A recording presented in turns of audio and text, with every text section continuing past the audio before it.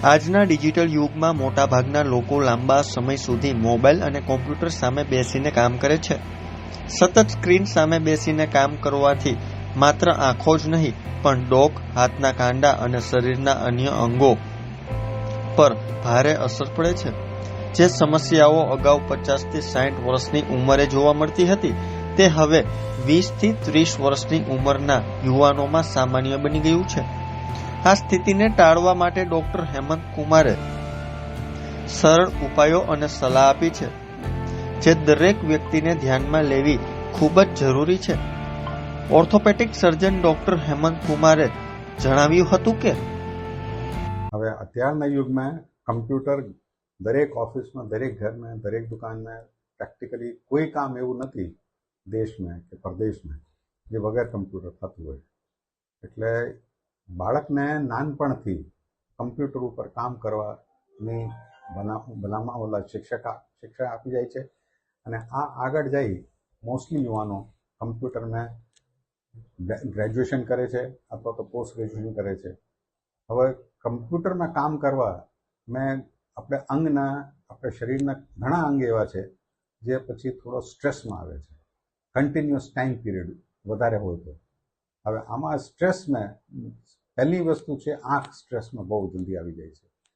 અને નાના છોકરાઓને અત્યારે પેરેન્ટ્સ એને મોબાઈલ કે આઈપેડ આપી દે છે અને આમાં કાર્ટૂન કે કંઈ લગાવી દે તો પછી નાના છોકરા રડવાનું બંધ કરે અને મા બાપ એના કામમાં બીઝી હોય કે પોતાનો મોબાઈલ જોતા હોય.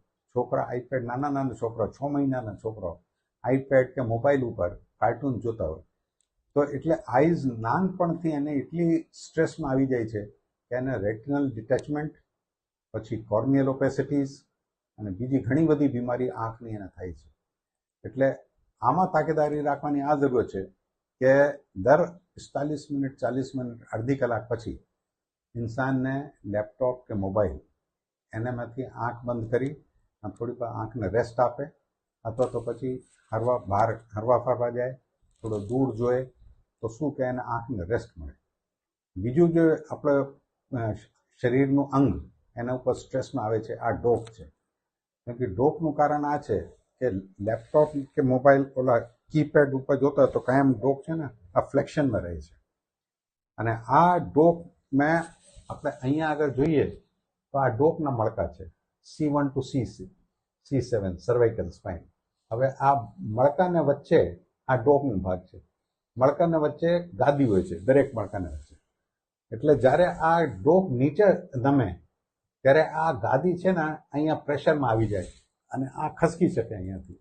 અથવા તો પછી આમાં ડિજનરેટિવ ચેન્જીસ જે યુઝલી આજથી 50 વર્ષ પહેલાં 50-60ની ઉંમરમાં આવતા હતા, આ ડિજનરેટિવ ચેન્જીસ અત્યારે 20-25 વર્ષની છોકરાઓને આવી જાય છે. કારણ શું કે આ ડોક કાયમ નીચે હોય છે મોબાઈલમાં અથવા તો લેપટોપના કીપેડમાં કે કમ્પ્યુટરના કીપેડમાં.